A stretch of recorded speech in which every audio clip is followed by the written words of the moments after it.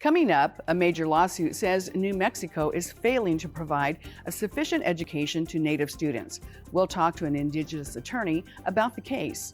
Plus, are humans the only life forms that have the right to exist?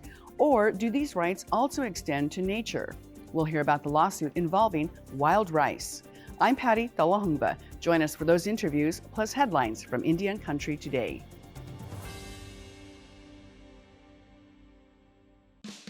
The Walter Cronkite School of Journalism and Mass Communication at Arizona State University is a proud supporter of Indian Country Today. Students at Cronkite News and Gaylord College at the University of Oklahoma cover Indigenous communities together. This important work is distributed by more than 100 news organizations. This collaboration provides a much-needed boost to coverage of Native American communities nationwide. Learn more at cronkitenews.azpbs.org.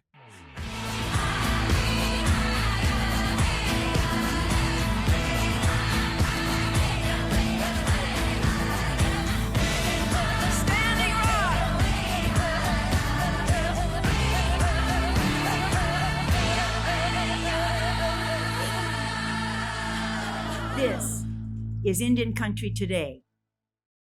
Esquili, yes, thank you for joining us. I'm Patty Talahunga. The Pfizer COVID-19 vaccine is fully approved by the U.S. government, and now some agencies are requiring employees to get vaccinated.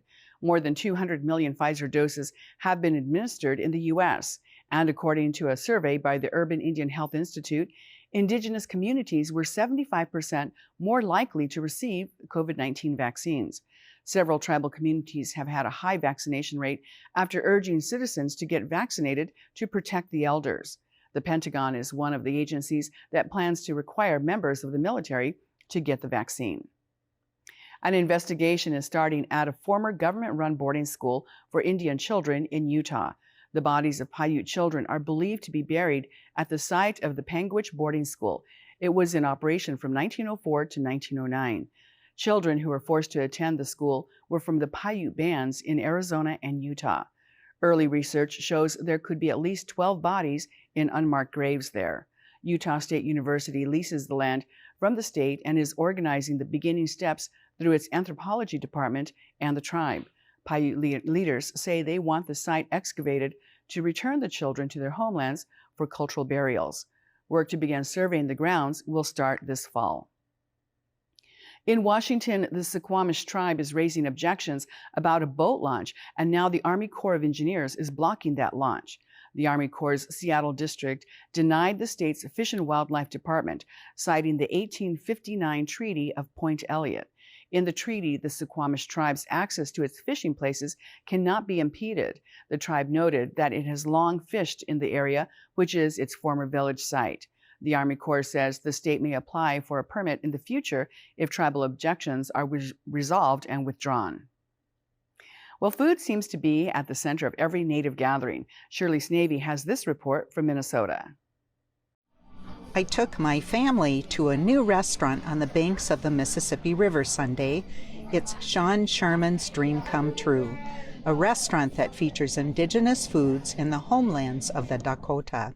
If anybody wants to come and check out this new restaurant, Owamini by the Sioux Chef here in Minneapolis on the shores of Hahawakpa, or River of the Falls, or Mississippi as you might know it. It's a wonderful, beautiful, sacred space, and we're just excited to have a restaurant that's extremely unique and kind of the only one out there like it in the whole nation.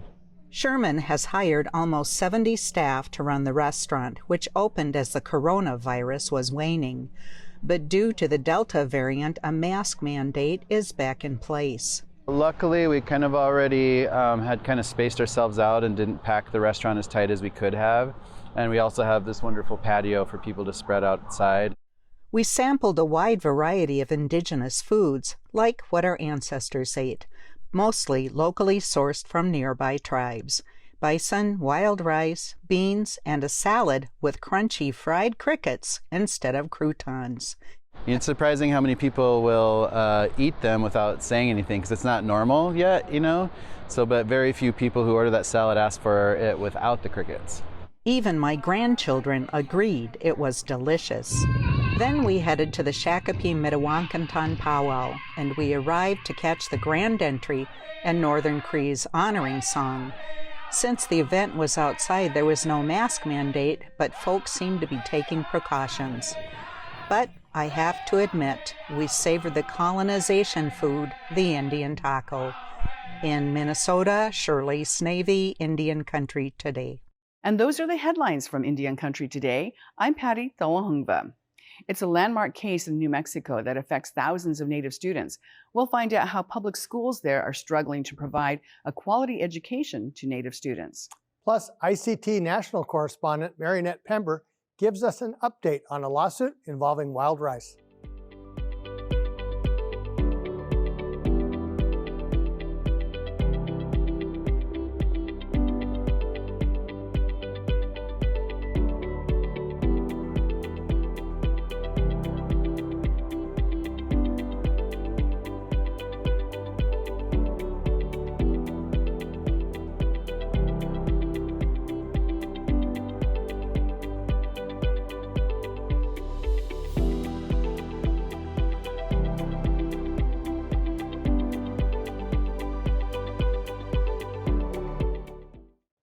Many states around the country have constitutions that guarantee children a quality education. In New Mexico, that's exactly the case. And that's what's prompted a Navajo mother to ask why her children weren't receiving that. Well, Amina Yazi noticed her children were having frequent substitute teachers and educators who asked for help purchasing classroom supplies. She joined other plaintiffs in the landmark Yazi Martinez lawsuit. Together, they sued the state and won. A judge ruled in 2018 that the state was failing to provide a sufficient education to 4 groups of at-risk children, which included Native students. Preston Sanchez is an Indigenous justice attorney at the ACLU. He represented Wilhelmina Yazi at trial and joins us now to discuss what changes have been made since the judge's ruling. Welcome, Preston. Hey, good morning, everybody. Thank you for having me. Let's start with the big picture and lay out this case. Yeah, sure. I'll go ahead and talk just big picture, and then I'll sort of talk a little bit about how this case directly impacts American Indian children. So this case is about ensuring that New Mexico students are given an opportunity to learn and succeed in college and in the workforce. And so for years, a majority of students throughout the state have struggled to succeed academically. And this is, as you mentioned, particularly true for low-income English learners, students with disabilities, and Native American students. And so these student groups have been documented to be falling behind academically, many of which start at a young age. You know, they enter kindergarten maybe without the basic skills that they've didn't learn at home. And as a result, over a number of years, they just never really catch up. And so, what it takes to really address some of these problems that we see in New Mexico public schools is greater investments into educational resources and opportunities so that these students can succeed in school starting from kindergarten and make their way into college and in the workforce upon graduation from high school. However, the problem being that there's a lack of resources, there's a lack of funding going into public school districts, and most of the school districts in New Mexico are rural. And so some of these school districts struggle to retain and hire quality teaching staff, including specialized staff who have the skill sets in bilingual and ELL instruction, the staff who are certified to teach students with disabilities, and so there's a number of problems in terms of the gaps that students that affect schools and students particularly, including transportation and technology, early childhood educational programs and services, all of the things that students need to be able to succeed and do well in school. Those funds are just not available for school districts to do those things. So in 2014, on behalf of Wilhelmina Yazi and other families, as well as school districts, we filed a lawsuit against the state of New Mexico, challenging the state's failure to provide students an education that complies with the state constitution. And the state constitution requires the constitution requires a sufficient education for all school-age children. So in 2017, we took this case to trial. We had over 100 witnesses testify about many of the problems that are afflicting students, particularly the students that were mentioned, the 4 student groups. And so in 2018, the court ruled that the state of New Mexico had failed to provide students a quality education, an adequate education. And so what I think is important to know about this case is that although it touches on all of these general areas of education that impact low-income students, English learners, and students with disabilities, as well as the general student population, there's a much more important component here pertaining to the systemic discrimination that Native American children have endured for over 100 years.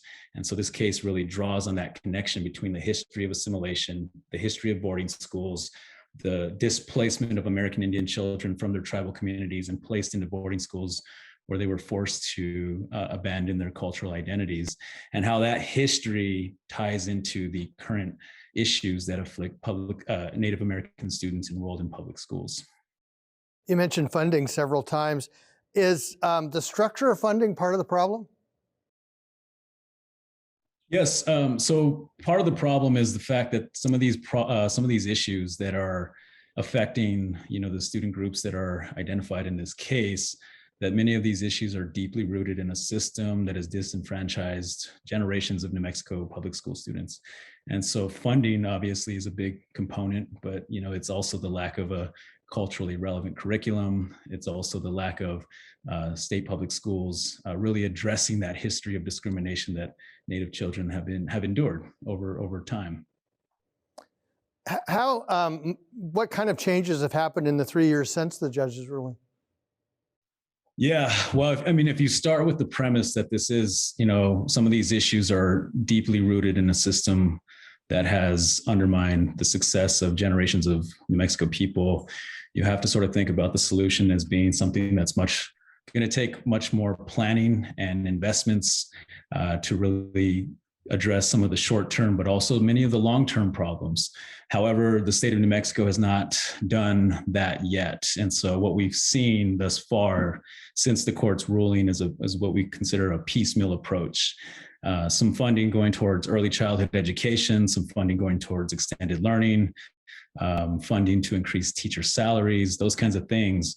But it's really going to take a comprehensive approach, a plan that's going to lay out step by step how much money and how much time is it going to take to address many of the big systemic issues that we've seen that were identified by the court in the court's ruling.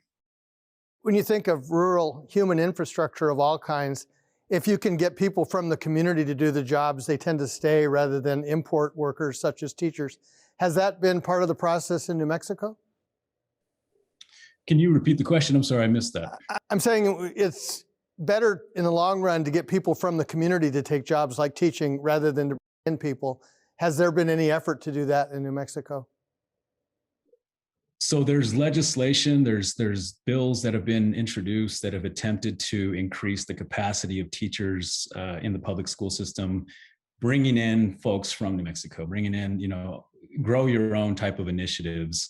And some of them have passed, but many of them have not. And so we haven't seen a huge investment by the state of New Mexico in passing that legislation that would do exactly as you just mentioned, that, you bring in more people who are from here, who look like the students who think, who come from those communities, who are more likely to make that investment by staying here in New Mexico.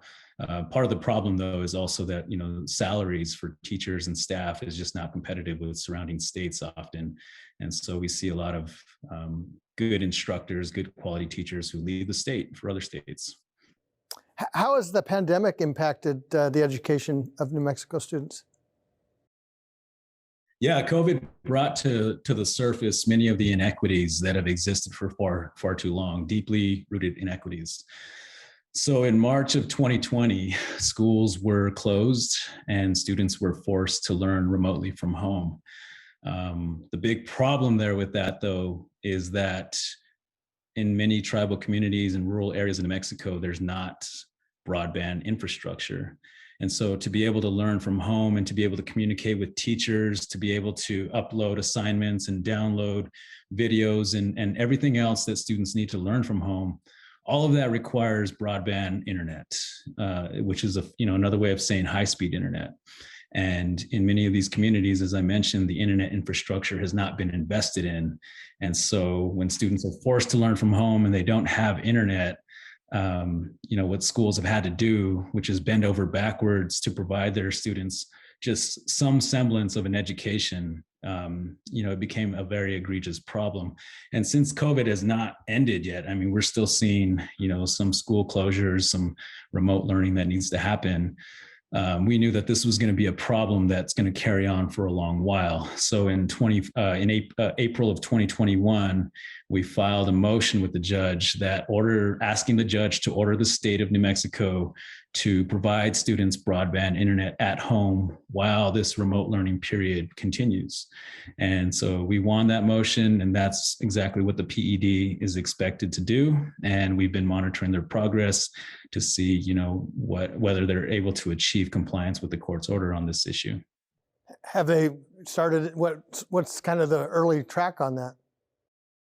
Well, the early track is just that the state has, reached out to school districts, is trying to gather the data and information about students and where they live, and, whether there's any infrastructure in the area that students can be able to connect to internet, whether students have computer devices at home to be able to connect if they, even if there is internet. And then in some places, there's just no infrastructure whatsoever. And so what do you do for those students? And a lot of that is providing students hotspots and mobile devices so that they can connect somewhere, in some way to the teachers or to their education, to be able to participate in their education. Public education has so many layers of government. Do you think the different layers of government, whether it's school boards, the state of New Mexico, and even tribes, are all pulling in the same direction on this? That's a good question. I think, at the end of the day, the state legislature, including the public education department, the executive branch, these are the parties that are responsible for ensuring that students are given a sufficient education. And so that's where the legal duty falls, is upon, the state to ensure that, whether it's the school districts or whether it's the tribal communities and leadership, and the teachers and the students and families and the communities are all engaged in one movement or one process to be able to do that. That's their ultimate duty. And I think it's going to take, as I mentioned, comprehensive planning and investments to be able to make that happen. But leadership is ultimately, sort of like one of the major factors that's crucial in making all of that happen. Preston Sanchez, thank you so much. Thank you for having me. When we come back, wild rice goes to tribal court in Minnesota.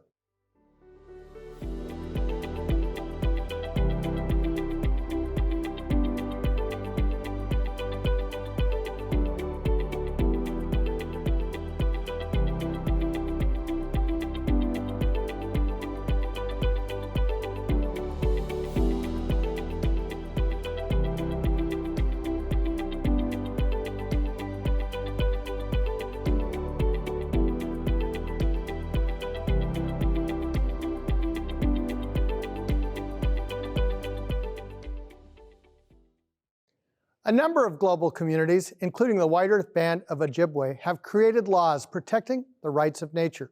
And going even further, the White Earth Band has chosen to sue the Minnesota Department of Natural Resources in the name of wild rice. It's believed this is the first such case undertaken by a tribe in the United States. Marionette Pember is here to tell us more about the lawsuit. Welcome, Marionette. Hi, Mark. Thanks for having me. So let's start with how wild rice has status to sue. Yes, it's a very interesting case. Now, it all falls under this rights of nature canon of law that's relatively recent. I mean, it's actually been championed as early as the 70s, and there's a Pennsylvania nonprofit called the Community Environmental Legal Defense Fund that has really forwarded these rights in this country. And what the rights of nature does is bestow like a natural entity such as a creek, a river, or an animal, or in this case, wild rice, with the same civil rights that we as individuals would enjoy, like the right to flourish, regenerate, and evolve. So therefore, one could sue in favor of representing wild rice as a plaintiff in a case against, in this case, the Minnesota DNR, which the White Earth Tribal Court has decided to do. So this raises all kinds of issues with the tribal court assuming jurisdiction over other bodies of law. How does that process work? Yes, it certainly does. And this is what's called it's a case of first impression. And what that means in legalese, this is the first time anybody's ever done it. So, there's really not a lot of case law on it. So of course, the Minnesota DNR immediately reached out to file a brief with the federal court saying that, claiming that one, the White Earth Tribal Court does not have jurisdiction to sue them. And additionally, that as a state agency, they are under the Constitution's 11th Amendment, they are allowed, sovereign immunity as a state. So those are the two, big rubs. However, the White Earth Band is saying that, yes, potentially they could be, but there is case law actually allowing them to sue not so much the agency, but the people representing the agency. So there are workarounds regarding this, the state's claim of immunity. And part of that, if by getting into federal court, would the state be actually in a chance of moving the whole case to that process? Or is this basically just saying we don't even want it considered? Well, they don't want it considered. I mean, that is their great hope that it would be dismissed. And that I guess potentially could happen. They did file this injunction, claiming that they lack jurisdiction, and had also asked the tribal court to stay the case, which means that they would just not move forward on it. Pretty much, the Department of Natural Resources strategy is just to draw this out long enough so that it would be a moot point, and that relates to this is regarding Enbridge's Line 3 construction. Which is nearly complete. And they have asked the DNR did grant them authority to use 10 times more water in this dewatering process that they utilize as part of their construction. And the tribe is saying that, that is an illegal use and violation of their water rights. So the hope, of course, is that if they draw it out long enough, the pipeline will be finished and it will no longer even matter. It's interesting that even though this is a new area for litigation, some elements have been present in previous eras. I was thinking of the Culvert case in Washington State, where the tribes argued that salmon need cold, clean water. I mean, that's part of the deal. Yes, and that then, of course, runs into, it depends upon which attorney you talk to and which day. You can get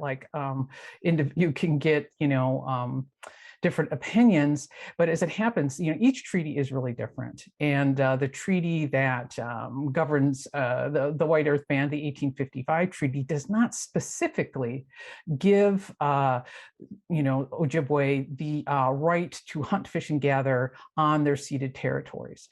But they would the folks who are supporting this lawsuit would say that that is really, under what's called the reserved rights doctrine, which means that any rights that are not specifically addressed in a treaty are still reserved to a tribe. And it also, refers to what Native people understood during the time of that the treaty was signed. And in the 1855 treaty was actually very unique. For the first time, the US government asked tribal leaders to travel to Washington. And that was a very strategic move for them, because they removed leaders from their community, and then they make them travel to DC, where they see, oh my gosh, there's like all these white people living here now, and by it was a move to cut them off, and maybe perhaps realize that resistance was quote unquote futile. Past treaty negotiations had been conducted, on Ojibwe lands, and thousands of people would show up. So It may be, people will say, well, they understood because in past treaties, these rights to hunt, gather, and fish were mentioned explicitly. So, it does fall under the reserved rights doctrine. So, and what kind of real obstacle does that represent? As I said, it depends on which attorney you ask. It could be a huge, it could be not huge. And we could, sort of take the line that we saw that was effective and successful in the Culverts case in the Bolt decision, in which, it was really ruled that not only do the tribes have access to these resources, but that the state then has an obligation to ensure that the resources are still available, to people, and that they ensure their health for the ongoing hunting and fishing and gathering to occur. So, as I said, it becomes very complicated and very interesting. So since this is a case of first impression, it really bears our ongoing attention. I understand that the tribal court actually just issued a temporary restraining order against the DNR, which is pretty bold. And how will they enforce that? Will they go to the DNR office and actually issue citations, or what will they actually do? So this is very interesting, very exciting. Thank you, Marinette. Thank you, Mark. Thanks for having me. Just to remind folks, you can read Marinette's story, Rights of Nature Lawsuits Hits a Sweet Spot, on our website, IndianCountryToday.com. And that's a slice of our Indigenous world. Thank you for watching. For all the latest news, go to IndianCountryToday.com. I'm Mark Trahant. Sometimes you got to take a stand just because you know you can. Oh, you got to run, you got to run.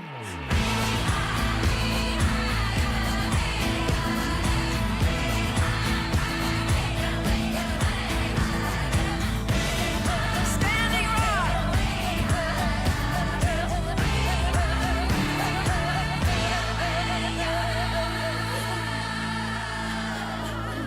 This is Indian Country Today.